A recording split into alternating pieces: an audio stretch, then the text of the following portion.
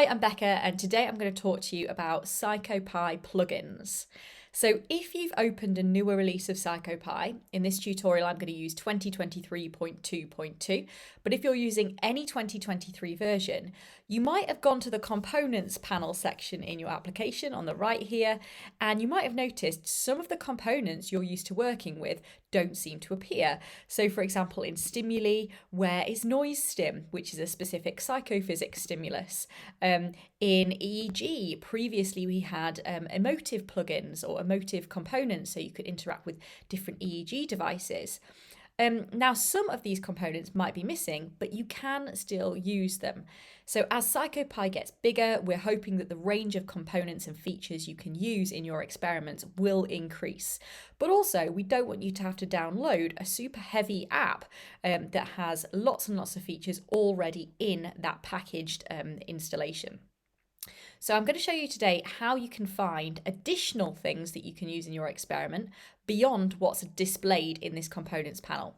So I'm going to use the example of noise stim, which is a specific visual stimulus used in psychophysics that at the moment is not appearing in my stimuli section on my component panel. So what you want to do is at the top of your component panel, you can see a Get More icon. And if you select that, what will happen is a new window will open up like this that lists all of the plugins and additional features that you can install to your PsychoPy application. So for example, we've got things like Cedrus response boxes, Tobii eye tracker support, Cambridge Research Systems devices, vPix, and many, many more. What I'm going to do is I'm going to look specifically today for psychophysics stimuli, which is actually displayed in advanced vision science. So what I want to do here is I'm going to find the plugin I want to install. I'm going to select install, and that will take me to this output window that will tell me that it's currently in the process of downloading that plugin. So I'm going to have to wait just a few moments whilst that does install.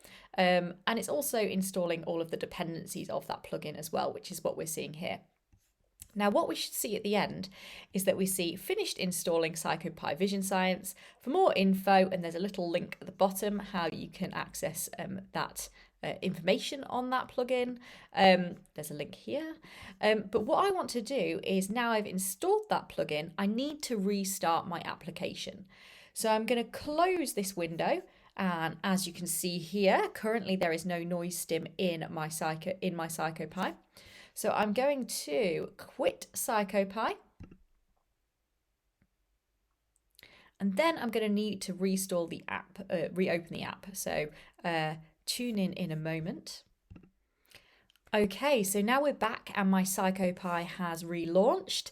Now I'm hoping when I go to the stimuli section here, I can now see, there we go, I've now got noise stim that I could use in my experiment. I've also got environmental grating stimulus, which is another advanced psychophysics stimulus.